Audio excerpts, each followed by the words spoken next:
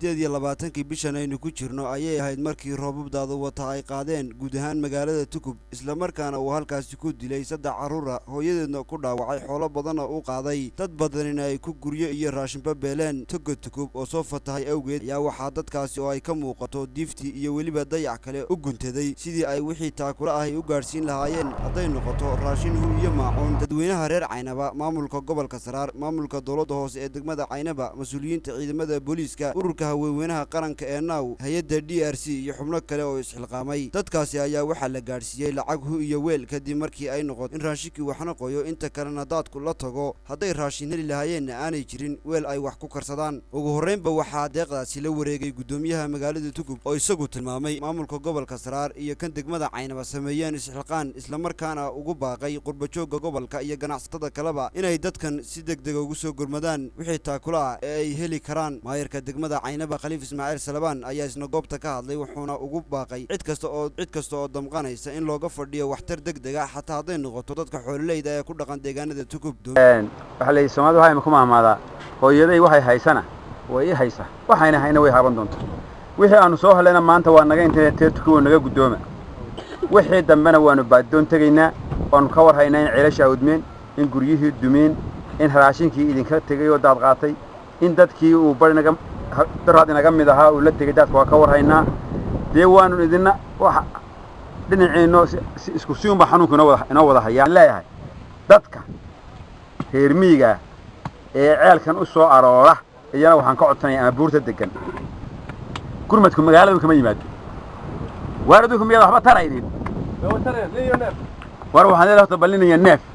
sakada ku beega oo wuxuun ku beega war wax keen dadka soo gurmaday gudoomiyaha ururka naaw ee gobolka Saraar oo kamid ahay dadka goobta tagay ayaa dhankooda gurmadka ka qayb galay alaab isugu jirta qadiifado weel iyo bustayaal loogu tala galay dadka kuhu iyo hoyba waayay masiibadan roobabka ugu baaqayna marka madaxweynaha jamhuuriyadda Soomaaliland Axmed Maxamuud Siilaanyo iyo marwadiisa waxaan codsanayaa oo aad iyo aad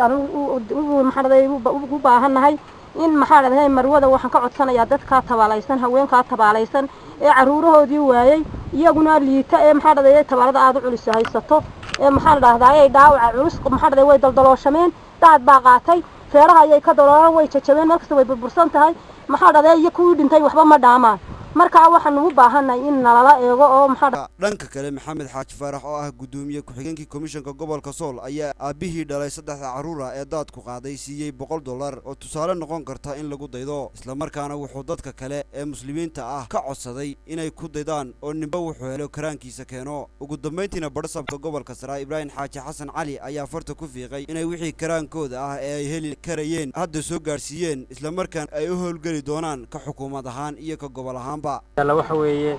wixii aanu heli karaynay gurmada degdeg ah itaalkaygu intaas u noqday la arkayo ilaa 3 casho meelaha Soombay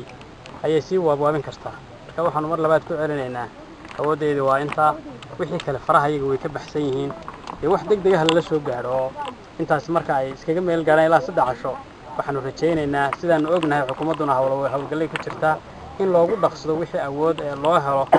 hay'adaha laftooduna ay soo gurmadaan qurbajooga ay gurmadaan waa dadkoodii oo dhibaataysan waxba ay sii hayn waqtiga sii luma